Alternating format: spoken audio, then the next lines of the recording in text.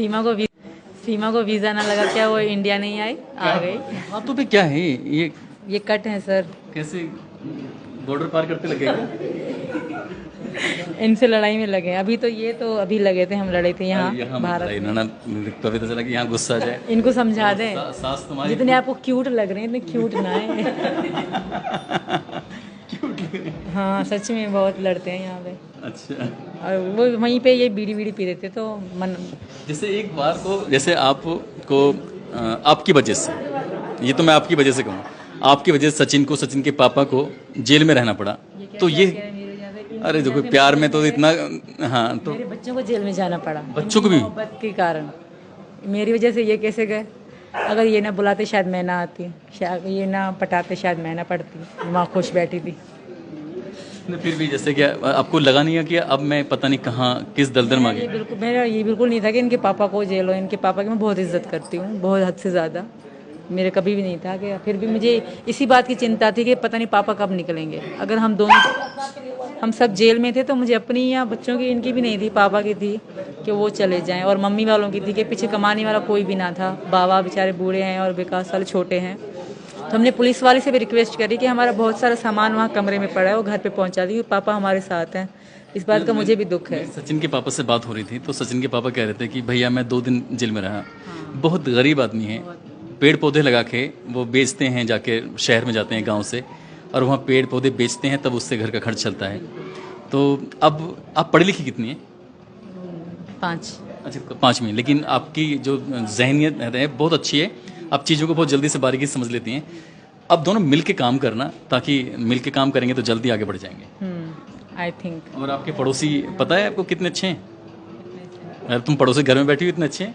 ये सब तो बहुत अच्छे हैं, चाचा जी तो बहुत से ज़्यादा अच्छे हैं। इन्होंने तो, इनके कारण शायद हम आज बाहर हैं। हाँ, पता है आपके पड़ोसी क्या कह रहे थे कि इन बच्चों को हम किसी भी कीमत पर परेशान नहीं होने देंगे, इन बच्चों को हम अपनी तरह समझेंगे। और एक बार गांव की तरफ दिखाओ, और इन गांव के लोगों ने भरोसा दिलाया है इन चारों बच्चों के लिए कि इनकी पढ़ाई लिखाई की जिम्मेदारी हम मिलके उठाएंगे, पूरा गांव उठाएगा। यही बात है ना? मेरे एक बार गांव वालों के लिए तो आपस में ताली बताओ यार।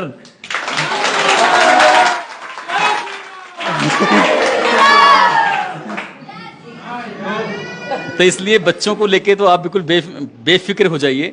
और हो सकता है कि मैं अपनी इस वीडियो के माध्यम से ये अपील जरूर करूंगा कि जो यहाँ आसपास के अच्छे लोग हैं, बढ़िया लोग हैं, क्योंकि ये बहुत बेहद गरीब परिवार है, इस परिवार को आगे बढ़ाने के लिए, मेहनत करने के लिए आपको कुछ इसमें हेल्प करनी चाहिए।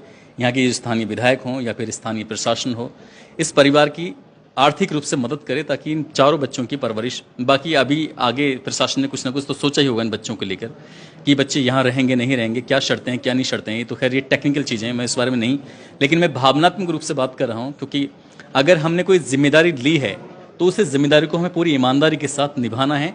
ऐसा नहीं, ये खेल एक दिन का नहीं है, ये खेल कम से कम हर बच्चा जब 18 साल तक कंप्लीट नहीं हो जाएगा तब तक उसकी एजुकेशन का भी सवाल है। हालांकि सरकार एजुकेशन को लेकर अच्छे कदम उठाती है, लेकिन आप जैसे आपको अपना खोया हुआ प्यार है मिल गया है, तो ऐसे ही बच्चों के लिए क्या सोचा है अपने लेवल पर? बच्चों के लिए मतलब किस तरह तालीम के बारे में, पढ़ाई के बारे में ज़ाहिर देंगे। आज ऐसा नया दौर है, फास्ट है बिल्कुल, तो पढ़ाई तो बच्चों की लाजमी है।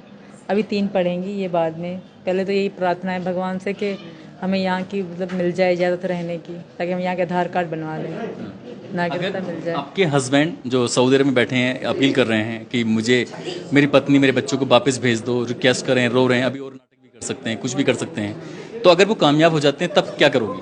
वो नहीं होंगे कामयाब। अगर हो जाते हैं तो मर जाऊंगी, पर यहाँ से नहीं जाऊंगी सर।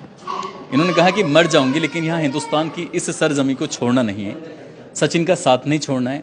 और मैं सचिन की मम्मी को, सचिन के पापा को एक बार फिर से सैल्यूट करता हूँ, क्योंकि उन्होंने एक नहीं 4 बच्चों को इस सीमा हैदर के साथ अपनाया है। और वाकई ये बहुत बड़े कलेजे की बात है, और इस गांव के बड़ा कलेजा है। क्यों? क्योंकि इस गांव ने इनको अपना लिया है, यहाँ के आसपास के लोगों ने इन्हें अपनाया है। और दोस्तों, इस पूरी घटनाक्रम को, पूरी कहानी को सुनाने का उद्देश्य भी किसी को परेशान करना नहीं है, बल्कि दिखाना था आपको कि इस दुनिया में कितने कितने बड़े दिल वाले लोग रहते हैं।